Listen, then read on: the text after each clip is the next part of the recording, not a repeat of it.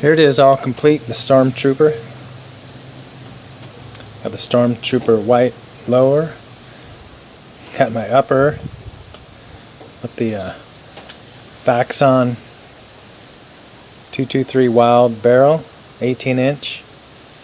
It's just a generic handguard, the rail, flat top on top.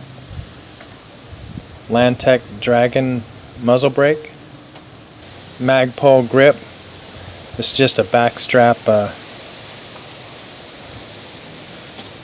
little Exile backstrap, California fin here.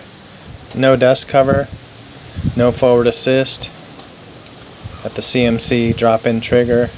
So that's the California features: the non-adjustable stock, fin grip, muzzle brake, and then you can keep your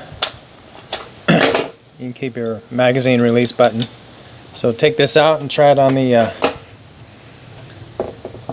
this 12-inch Gong.